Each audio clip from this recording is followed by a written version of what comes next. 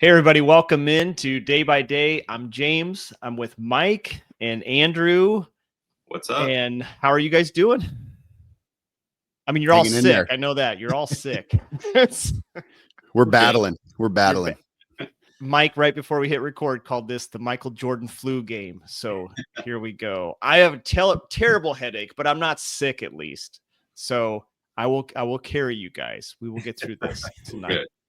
We will get through this. So we got a lot to talk about. First, of course, you can find us on characterchronicles.com, YouTube, Apple, Spotify. If you're excited about what Nebraska's got coming in through the portal, give us the like button, subscribe, helps more people find us, comment, tell us what you would like to talk about or what you think about the show here today. So it's kind of a potpourri day because we are in the throes of winter, even though it was 60 degrees here in Lincoln today. I don't know what you guys had, but we were 4 degrees away from a record. Ooh. And yet it is the dark days of winter because basketball is struggling. The women are having a great season. I'll talk about that. It was just at the game, but they lost this weekend. There is no football. Baseball is still 3 weeks away. And so it's just the tough season. So we have kind of a potpourri show that we're gonna do. But first, let's start with Husker men basketball, just so we can get it out of the way. Andrew, it was early for you. I don't think you watched. Mike, you turned it off. I turned it off early because I went to the women's game. So what is going on with the men? What's going on? Let's start with the defense. I think we talked a lot about offense last time we were on together. I think defense will be at least my topic of conversation. What was it, 18 threes? Something like that. 17 threes. So before we hopped on here tonight, I went and looked online. Wanted to look at perimeter defense, like 3-point against shooting, and where we matched up nationally. Can't be good. We are 208th in the country out of 364 teams in Division I basketball in 3 points against, which is good for 34% against us. I think like the worst team in the country is like 39%. So we're like 5% off the worst team in the country. I don't know. Like I kind of thought going into this year, like, we do this help side defense with the inside guys. And last year to me, it made sense with Rink Mass because we're a little bit undersized inside. Yep. And it, give him a little bit of support, and it works, right? It works on doubling that big man. But now like we added size inside. I think Morgan can handle himself. Mia can handle himself. But I think we've got that same scheme where we're doubling inside and, we're just paying for it on the outside. So I was trying to think of like sorry, I'm rambling here a little bit, but I was trying to think of like a football analogy to it. And to me, it's like, we're running like a cover 1 or like cover 0 defense where there's no safety help over the top for our corners. Yep. And it's like, we're really good against the run. Like we can pack it in on people and we can stop that initial thing, but we get burnt on the passes over the top. And to me, that's like, we're running this cover 1 defense with one high safety, and the safety's getting burnt a lot. And it's causing 34% against on the 3-point line. So it's a great comparison. It's tough. It's like, I get it. Like they probably don't have the athletes to just man up throughout a 40-minute game, but it's like, man, you have to pick like which way is going to beat you. I'd rather give up 17 dunks than 17 threes. Right. Yeah. Right. Like do the math. It's not hard. This is not rocket science. This is basketball. Like I'd rather give up 17 dunks than 17 threes. But I think the reality is like, you're not going to give up 17 dunks, but chances are if you leave a team open, they shoot 43 pointers or whatever it was Wisconsin shot, they're going to hit 17, 20 of those because guys in the Big Ten are too good. You have good shooters in this conference. And so you have to do something. And so we just keep doing the same thing. We talked about this last time. It's just insanity to think that it's going to be different when game after game. Now we have a 6-game sample size. Is it 6 games in a row they've lost or 5 or 6? It's been the same way every time. What were you going to say, Andrew? Yeah. 6 in a row. Yeah. 6 in a row. It is what it is. And here's the thing too. Like, I like that like doubling in the paint when it matches the opponent that you need a scheme for. Like, when it's Ryan Kalkbrenner. Yeah, sure. Or like, I liked it against Indiana. They have I can't think of the two guys' names, but they have those two big guys that can play inside, and it makes sense. Their guard play early in the season wasn't very good. Like, let's do that there, but we got to be a little bit nuanced, in my opinion. Like, I would love to be a fly on the wall when they're game planning and trying to figure out what they want to do, because it's like, at some point, in my opinion, let's change it up a little bit. Let's mix it up, maybe run some zone, like whatever, to try to do something different to make that defense effective. Yeah, totally agree. I don't know what they can do to fix it unless they change their scheme. And I don't know what goes on at practice, right? Like, is there like, hey, all our chips are in this basket and this is what we know how to do? But it's like, man, you guys are basketball players. You're good coaches. You're good. You're decent players. Like, you should be able to run a different kind of defense in order to win. Right. Yeah. And now you're at that point in the season where it's like in football, we get late in the season, we've lost some games. It's like, all right, it's too, we're too far down this road now to, or I guess it's too crucial, not to make some changes is what I'm trying to say. Like, you got to toy with it a little bit, because like you said, it's insanity to keep going. So, and it seems like it's not just the team, not just the matchup. It's like we're making everybody look like really good 3-point shooting teams. Did you guys see tonight? Kentucky played Tennessee. So Tennessee missed 34 3-pointers. Wow. I don't think if they played Nebraska, I don't think they'd miss 34 3-pointers. No. So yeah, 34 3-pointers. So I turned the game off at halftime. Kind of not by choice. I mean, Mike, yours was by choice. I'm going to out you. Yours was by choice. Yeah, like, I'm that's done okay. with this. I turned it off because I took my whole family to the women's game against Ohio State at PBA. It was not completely sold out or completely packed, kind of the whole lower bowl. There were some people up in the 200 level. But it was honestly, it was a really good game. I was excited to see Britt Prince in person. And I will say this, that Ohio State, their whole defensive scheme was to stop Britt Prince. They weren't going to let her score. I think she had 8 points, to be honest. She didn't play bad, but like as soon as she touched the ball, she was hand in her face, she was doubled up. And you just looked like, okay, you look like a freshman out there with some grown women, to be honest, on Ohio State's team. Ohio State plays fast. They pressed probably 75% of the game. And man, when they got a rebound, they went. It was 100%. But Nebraska stuck with them. I mean, they played tough. They were, it's a gritty group of women. And then, we came up short. They just had like it probably wasn't 8 minutes. Right before we hit record, I said it was probably an 8-minute scoring drought. It was probably more like 5 or 6 in the third quarter. Tough third quarter. And they just didn't score enough. They played decent defense the whole game, but like the men, they get in those scoring droughts where it's like, man, like you're not going to beat the number 12 ranked team. Well, Ohio State's 18-1. Wow. So I mean, they're a good team, but it was fun to watch them. It was fun to support them. And honestly, I mean, they're having a better season, and they will probably make it into the tournament. I mean, they've already beat Iowa on the road. They're a good team. They got a good squad. What's the crowd like there, James? Yeah, I would have guessed. I mean, I don't know what's PBA hold, like 14,000. I would guess with the lower bowl being full, you're looking at probably 9,000. Yeah. So it was good. It's weird. Like, there are no students there. It's all general admission. I guess the ends are general admission. The sidelines are, I think, reserved seats, but there's not students there to kind of lead the charge in terms of getting the crowd excited. So, on defense, it wasn't as loud as I would have liked or hoped. My son tried to do his part. I was surprised he still had a voice the next day because he yelled the whole game, which was great to see our 9-year-old.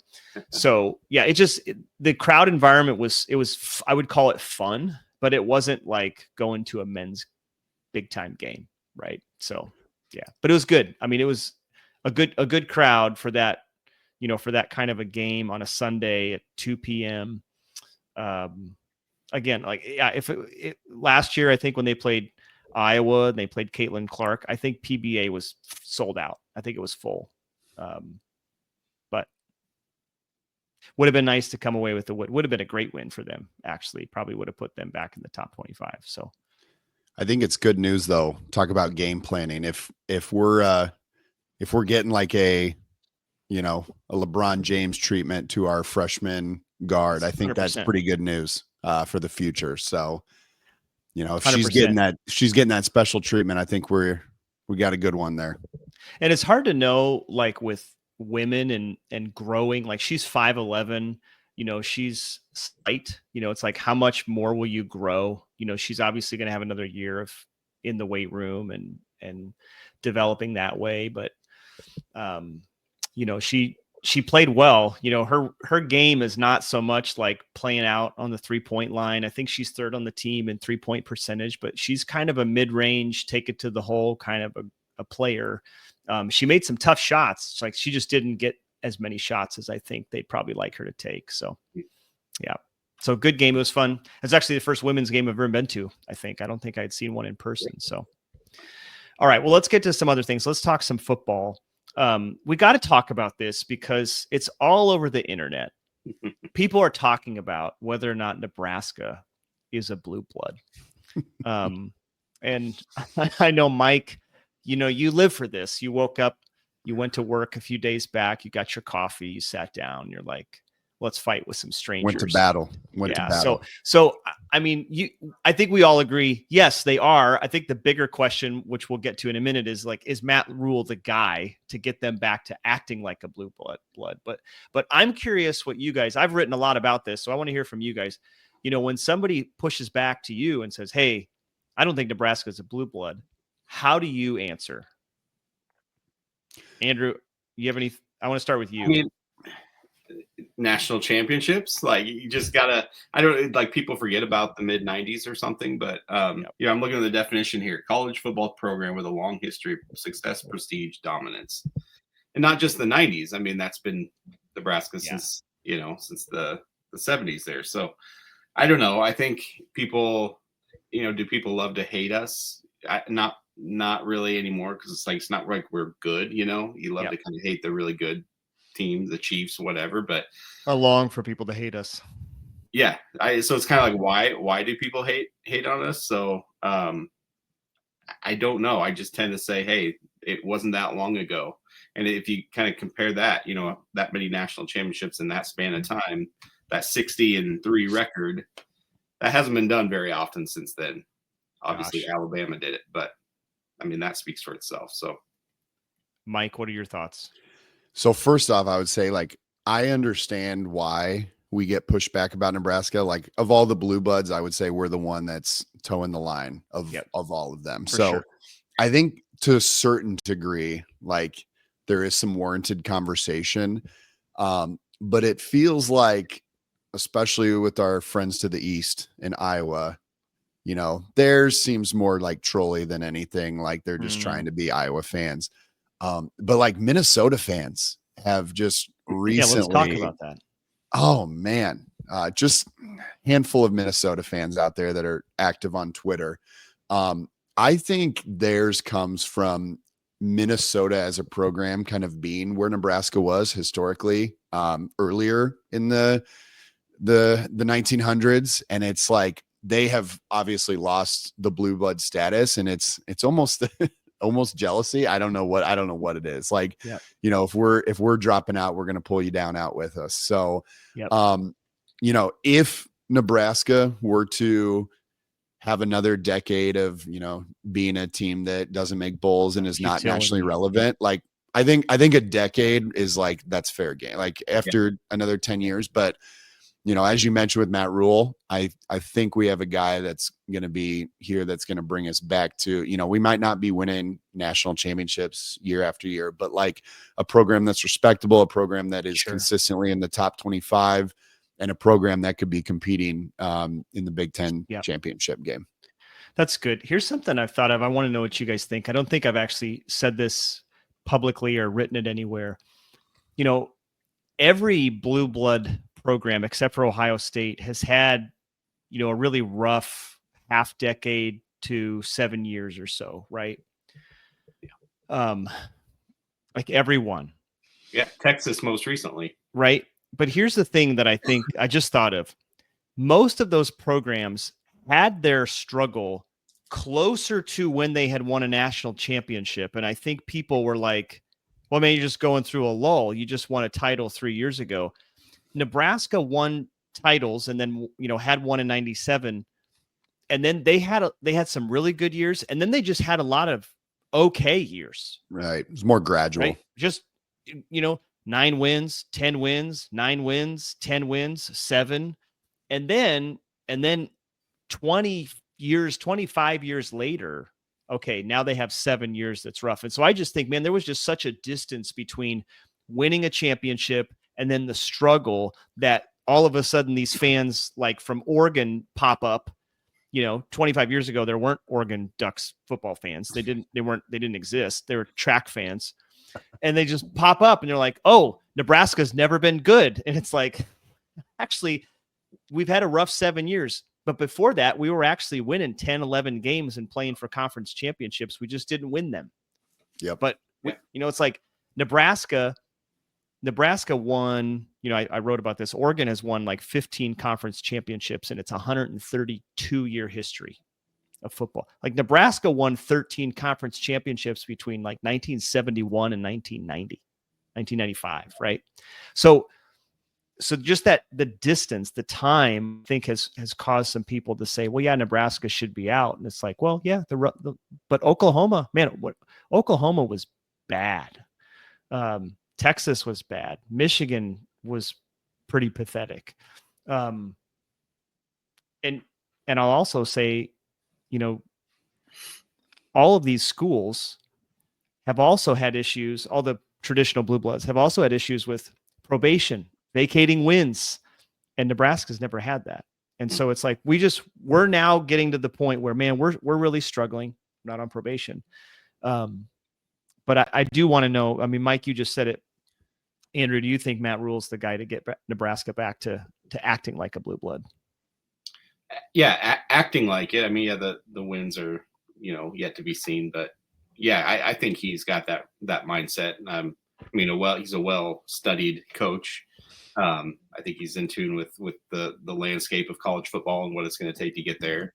Played for Penn State. I mean, he played for one of those borderline blue blood schools. So played for a Paterno. Like, okay, hold on. Do you guys think Penn State's a blue blood? Would you put them in there? I wouldn't put them in there. I would not. I don't think so. But they might be in that next tier. I mean, you know what I think the problem was for Penn State? And Notre Dame is the exception, but Penn State wasn't in a conference for a long time. But I think they were like second fiddle to Notre Dame as an independent. Mm. And they've only won what? 2 national titles? Yeah. Colorado's won 2 national titles, right? Yeah. No, I'm 1, sure 2, sure 1, 2, something. Yeah. No, maybe 1.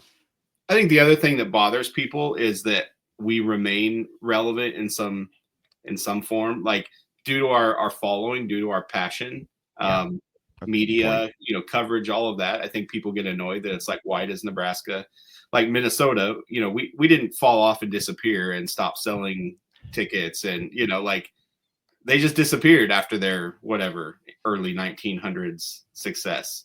And Nebraska, we remain, and we fill our stadium, and we sell tickets, and we generate revenue. And I think that kind of bothers people. That's like, you're not good. Why are you being talked about? Why are you? That's a great point. Primetime games and all of that, but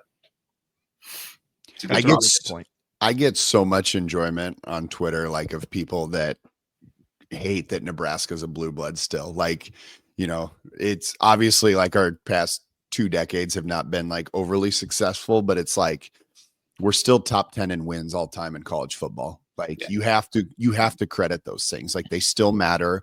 The last decade has been pretty horrendous, but like we're still 9th overall in the country. I think it's 8. Mike. Is it We're 8? eighth. Okay. We're still 8th. And then I just saw this tweeted today. This is insane. And I retweeted it. It was in the evening, so you guys might not have seen it yet. By the way, Mike, like, you know, you and I interact so much on Twitter. I don't know what's going on with the algorithm, but most of your tweets I see like 6 days later, and I'm like, I Really? don't know. How do I? What is going on? Okay. Anyway, so Nebraska is 7th in wins in the last 50 years. So that's from 1975. So that doesn't even count the 2 national championships in the early 70s. Wow. So in the last 50 years, Nebraska is still 7th. But then this is what's truly remarkable. This is mind-boggling. In the last 10 years, Nebraska is tied for 5th among Power 4 teams with the fewest wins. Crazy. 50. We have 50 wins. I feel that. 50 wins. So think about that. Think about that, guys. So top 7 in the last 50 years in wins, bottom 5 in the last 10 in the number of wins, fewest wins. Like, that's remarkable when you think about it. Yeah. So to a degree, we kind of earned that right to ride that record for a while as a blue blood. But if this continues, in 10 years, and we are still in that bottom in wins, and that status is going to start to fade. Generation's going to look at it differently, new generation. So what's going to be interesting to me moving forward now is like in the past, like who was good and bad was very black and white because of the BCS era. And you had 2 teams in the national championship. And you know, we had a national champion this year that lost as a 20.5 point favorite at, you know, you know, and they lost earlier in the season to Oregon. So, you know, I saw a tweet like, you know, is Ohio State one of the best teams of all time? It's like, you know, did they have a great run in the playoff? Of course they did. Are they one of the best teams ever? No, they lost as a 20.5 point favorite to their rival. But that discussion, you think like that's over to me. There's never going to be a team that goes 16-0.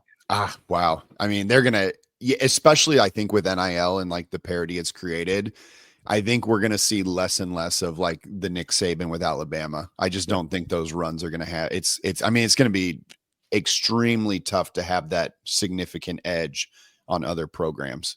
And I think go ahead. Sorry. I just think whatever has created is like that feeling we get in March when we watch March Madness, right? Anybody could win. We want more teams in.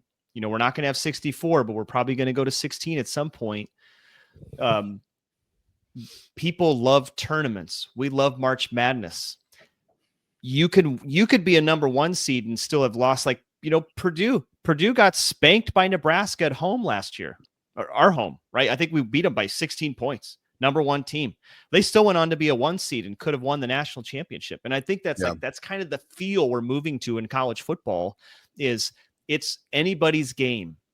And the discussion about best team ever is, to me, it's over because you're comparing apples to oranges. Yeah. There's never going to be a team that did what Nebraska in 95 did or does. It's not going to happen. I will say this. I think it's much harder now to win a national championship than it ever has been before. Like to have to win for basically a month straight without, you know, you can't have any slip up. You got to be on like your best game against the best teams in the country. I kind of this year got like almost like a Major League Baseball playoff vibe where it's like, you don't have to be the best. Like Ohio State, I don't think anyone thought they were the best team going into the playoffs, but like something happened against Tennessee after that Michigan loss where they like just played with their hair on fire and they just, no one could stop them. Like you get that every once in a while in the MLB where like a team will make the wild card and it's like, you know, if they just got hot and then they do get hot and they win the World Series, you know? So I kind of love that. I'm going to be honest. Like I love that we're just going to have a team that we don't expect to get hot. And all of a sudden, like a month later, they're national champions. Yeah. Yeah. You feel that momentum. You felt that with Ohio State that, okay, they're on a heater a little bit. And it typically doesn't feel that way in football, but yeah. Agree. I do like it. I'm good with it. It's very similar. And I think it's going to get more similar to like the NFL playoffs. I know you mentioned Major League Baseball, but it's like, I think we got, in the NFL, it's like, okay, people got the two teams they didn't want because they're the two best teams. But you look at a team, what if Washington had made it? Like that's what people want, I think, in college football. Yeah. Not the blue blood fans. We want to keep all the little guys out. I'm all for the little guys. And so I love it. And hopefully Nebraska can get back there soon. Yeah. All right, let's keep talking Huskers. I know, Andrew, you got some stuff you want to get to. We probably should talk about Dylan Raiola being in the locker room because people seem to really have a problem that he was in there as if he just walked in. Right. Because he's a fanboy, right? Like anybody could just walk in and they shouldn't be in there. Yeah. There's no ties to the NFL whatsoever. No, yeah. Not sure how he even made his way there. But if I tried to walk in that locker room, I probably wouldn't be on this podcast today. So yeah, you'd be in jail. Your wife would have to bail you out. Yeah. What's with all the hate? Like, seriously, I get it. Like, but so for those who don't know, like Dylan is, yes, people know he idolizes Patrick Mahomes. That's clear. So let me say this. Let me stop you. Like, I learned how to hit left-handed because I pretended to be Ken Griffey Jr. ad nauseum. Yeah. Okay. That I taught myself how to switch hit because I modeled everything I did after Ken Griffey Jr. Yeah. And I think that's what Dylan has done. So keep going. Well, and just think about how many young kids emulated Steph Curry, in his, he's in his prime or end of his prime, but Steph Curry, you had when Mahomes came on the scene, all the kids had the Mahomes haircut. Like Dylan was in that. He's one of those kids coming up in that. So now I get it. I think I would like, not that I really care because I'm into the football and not necessarily the guy's images, but you would kind of wonder or think, is he going to kind of craft his own image as he goes here, as he hopefully makes a Heisman campaign push one of these next couple of years, Nebraska hopefully getting back, into the blue blood spotlight. You'd like to see him just, kind of become his own guy. I mean, that's a part of maturity too. It is. Yeah. Yeah. We all do it in college. How many haircuts did you go through in college or, influence? So Mike, you teach kids. I do. Mean, what are that age group? What are your thoughts? Here's what I will say. I teach high school kids. I coach high school kids. Here's what I would say. This might sound a little ranty. If you are an adult who is over the age of 25 and you care about what a 19-year-old kid does on national television playing football, you should reevaluate what things upset you and bother you. That'll be my 2 cents. I literally do not care what he does pregame, postgame. As long as he's playing the game with respect and he's winning us games, I don't care what mannerisms or things he does at all. I just don't care. I don't care. Say it again. You don't care. I just don't. Yeah. I literally, it's just like we have grown adults on the internet getting upset about what a 19-year-old kid's doing with his career, who, by the way, is probably making significantly more money than you make at your job. Like, I don't care. Fair. Yeah. Yeah. Fair. Yeah. And you know what's kind of nice as a Husker fan? I mean, maybe to a degree he does it for trolling, and I think as a Husker fan, it's kind of nice to have a player that, especially people like the face of our program, that's kind of that villain role, because I mean, let's face it, it's on ESPN. Mahomes is giving him shout outs in pressers. He's obviously in the locker room this week. And people don't understand the long background. I mean, one, in this situation, we have a star freshman whose dad coaches there. We have a D-line coach that coaches there, is coming here. And Dylan's been in NFL locker rooms since he could crawl. So it's not like this is a new thing for him. He knows so many NFL front office people, coaches, former players. So stop making sense. All right. Right. That doesn't fit the narrative. What's even crazier to me is, the hate he gets. And I'm like, he's like the nicest kid you could ever imagine, right?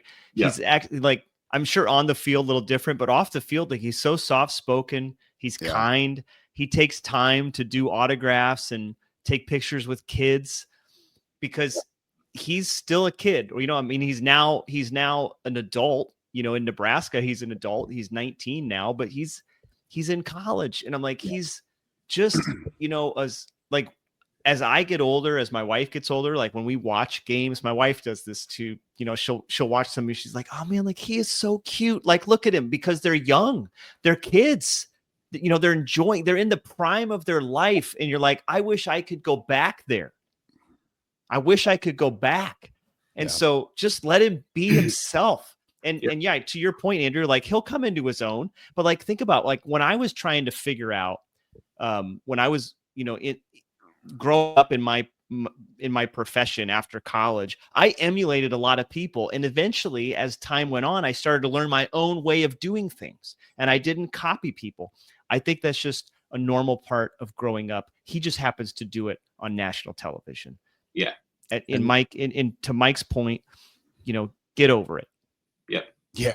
And to your point too, like the one thing I kind of respect about it is like he absolutely sees what people say about him online. Oh yeah. And like I almost respect it even more because he's like he's staying to the bit. Like he's continuing to like do what he does because like he just doesn't care. Like that's the guy who I want to be the quarterback in Nebraska. Like he's gonna be himself and he's gonna do things that Patrick Mahomes does, and he doesn't care that other people care what he does. You know, like Agreed. Yeah. And part of it is the Mahomes hate is the more he wins, the more that's going to increase. And Dylan just, it's kind of transferring over to Dylan as he kind of plays that part a little bit too. So that's just an interesting dynamic to see. And now if we start winning, I mean, imagine if we are in the hunt next year and he's in the hunt for, I tell you what, man, some major awards, and he's annoying the heck out of a bunch of adult men because he's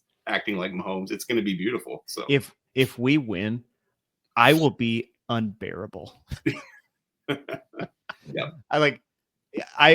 would, and all of Husker Nation will, like, we will be unbearable for all. I already am unbearable. You are. We know that, but yes, it's like to your point. Like, I'm not a Chiefs fan. I'm not even really a Mahomes fan. Respect the way he plays, kind of like how I thought about Tom Brady, right? Mm-hmm. But I get it. Like, if it's my team, I would love for Nebraska to be in the college football playoff every single year and in the final every year, just like the Chiefs are.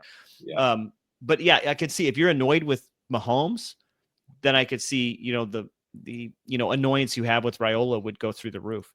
I think it is funny if there's people who are Chiefs fans and they're annoyed at Raiola. Yeah. I'm like, well, but yeah, do you know the history? Like, you just went through all the history, Andrew, and, you know, he is the same quarterback coach. They know each other. Like, they literally know each other, not just like adjacently or through the internets, right? Like, they actually have met face to face, talked with each other, worked out together, all that stuff. So when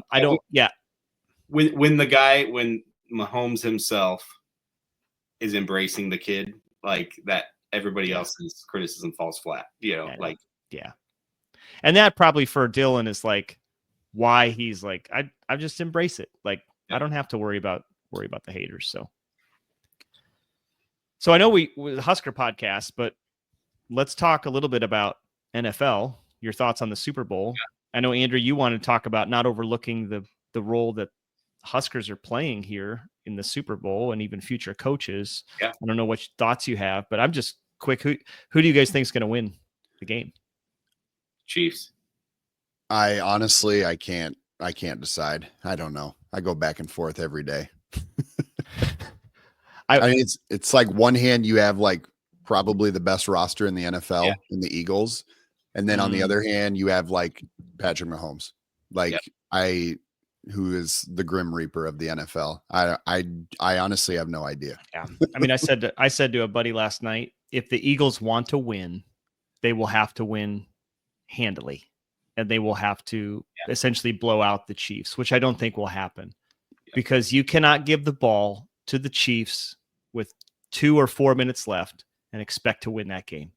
It's over. I will turn it off and walk away knowing later I'm going to check the score, and the Chiefs will have won the game. Yeah. So No, I would love to see the Eagles win. I would love to see that, but honestly, it'd be pretty incredible to see a team win 3 in a row. Yeah, that's the thing. I think it is a special, whatever you feel about the team, it's pretty special to see this dynasty in our lifetime, and for us as football fans to see it multiple times with the Patriots and now the Chiefs to almost a more impressive degree, and a player that's so different than your prototypical pocket passing quarterback. So. Yep. Yeah, it's a lot of fun to watch. The narratives are really fun. So what I was going to say regarding Huskers is, it's all over. Cam Jurgens is out there. He's doing, he was sort of a focal point after the Eagles win, just due to his injury and then coming in and having to fill in. And he was interviewed after the game by, I think, major media. We have coaches, and it's no secret the Kansas City momentum we have on the recruiting trail. A lot of that's due to Dawson Merritt's dad and obviously the Mosey family and in Kansas City area. So yeah, it's exciting. And you got Dylan in the locker room. So it's just exposure, and that as Husker fans, that's what we want. So not only that, you had the Kelseys talking about Raiola and the Cincinnati game, them being from, Cincinnati alums. It's true. So they were on their pod talking about that game coming up. So it's a good time. And that's happening in Arrowhead. Yep. Oh my gosh. Yeah. And did you mention Chiefs assistant? Is it Braden? Is that how you pronounce the name? Coach? Braden. I think that I think again, if they're going to beat Philadelphia, they're going to have to depend on their defense to stop Saquon Barkley and their receivers. Like they're going to have to do that.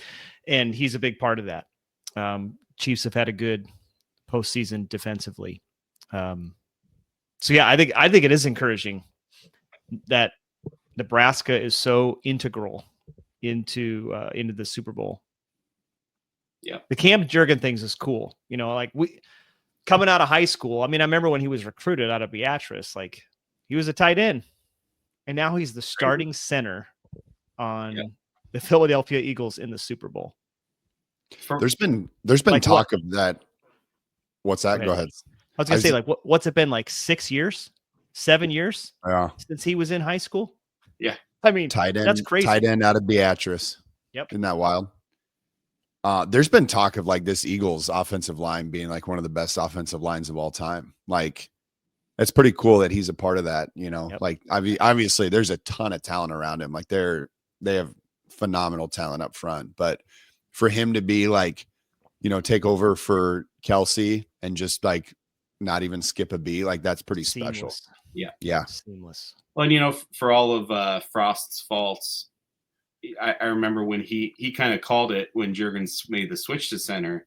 He said he's gonna be one of the best centers in college football or Remington Award or whatever, and we all kind of laughed and scoffed, and he had his struggles even with the high snaps, and to see that he really did develop into quite a physical player, and now you obviously see it. He's a Pro Bowler. So I mean, you got to give Frost props for that.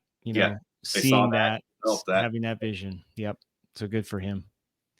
All right, we're going to wrap it up here, but I got one question as we head out. Nebraska plays Illinois tomorrow night when this comes out. So Thursday night, they play Illinois at PBA. Over under how many 3-point shots Illinois will make? I'm going to set the line at 11.5, Mike. 11.5. I thought you were going to go a little higher than that. Well, I was, but I forgot. I remembered the games at PBA, so I'm trying to give a little grace to the home team. But you know what? 11.5. I'm going to say this. I think this is going to be our best chance at an upset all season. That's what I'm going to say. Okay. So I'm going to say Illinois has a rough shooting night. I'll take the under, and I think we might see some magic tomorrow night. We'll see. Some PBA magic. Get us back on track, or kind of a one-game, one-off deal? We'll start with one. We'll just go step by step here. Step by step. Yeah. How about you, Andrew? Well, right when you said it, my head said 14. So I thought you were going to set the line at 14. I'm going 14. Okay. The over. All right. I mean, I set the line. I don't know why. 12 came into my head, which is why I said it 11.5. So I want to have Mike's faith. I want to believe. I will root hard, and I hope that they win. So We'll see how it goes. So, all right. Well, we'll sign off from there. Everybody, thanks for watching. Thanks for listening. We appreciate you. Again, subscribe to the show, leave a comment. We'd love to hear your thoughts. Guys, always good to chat with you, man. Appreciate you talking shop here, talking Huskers. Everybody else, we'll see you next time. As always, go Big Red. Go Big Red.